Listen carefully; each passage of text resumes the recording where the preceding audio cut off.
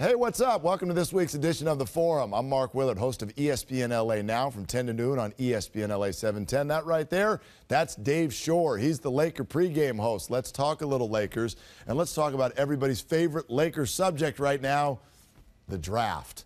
The draft. It's coming, and right now they're slotted in a top 5 spot. Of course, it's a lottery. You have no idea. They could be anywhere from 1. They could be all the way down to 10. We'll see how that plays out. But from a conceptual standpoint, it's a deep draft.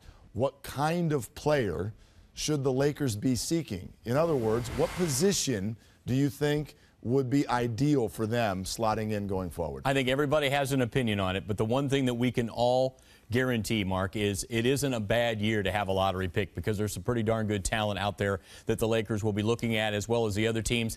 I think you would always like to go big because big men are very hard to find, but then again, if you're going to play Mike D'Antoni style, you're going to have to go athletic. So I think you go a 3 or a 4 in this draft because you've got a guy that can maybe get out there really quickly and start contributing. Yeah, I'm not far off on that. I tell you what the good news is for the Lakers. Whatever they want, one of them is there, available. In fact, if you look right here at Chad Ford's big board and the top 5 guys on the board, take a look at that. There's one at each position. There's the 2 guys from Kansas, Joel Embiid, the center. Andrew Wiggins was the guy that was definitely going to be the number 1 before the year started. Now that's a little more confusing. Jabari Parker is another wing, a la what you were mentioning. Dante Exum, a wild card out of Australia that's a point guard. Julius Randle can do some things down low as well. I'll tell you this, one thing that I would love to see the Lakers have, and it feels like they have not had a really, really good one since Magic Johnson, is a point guard.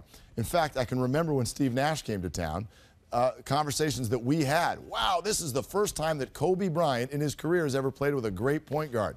How'd that work out? It didn't work out. So I'm not saying Exum is the guy. I will admit I've never even seen the guy play. But I'd love to see the Lakers with a great point guard. I can't blame you for that. I like what they've done with Kendall Marshall this year, and I think that you wonder if there's a Kyrie Irving down the road.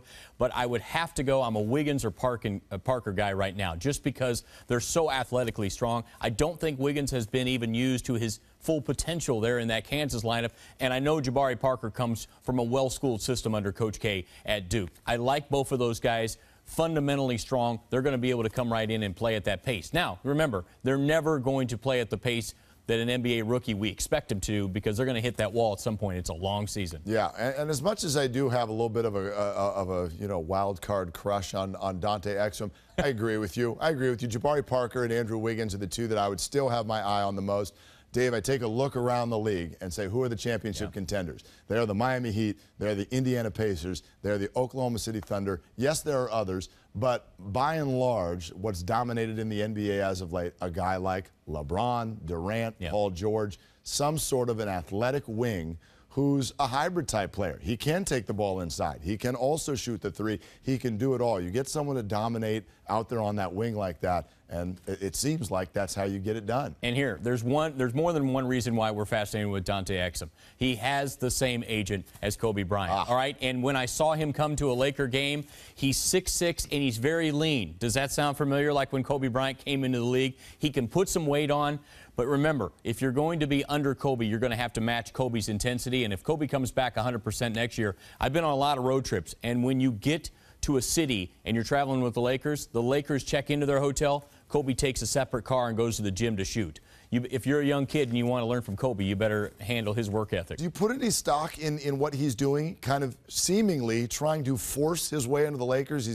He's here at games. He's got the same agent as Kobe. He's talked publicly about how wonderful it would be to be in L.A. We've seen that work in the NFL. Eli Manning forced his way off of one team and on to another. I don't necessarily know if it works in the NBA. Kobe did a little bit of manipulation with the draft, though. I don't think it hurts because you want somebody that you're going to be able to work with.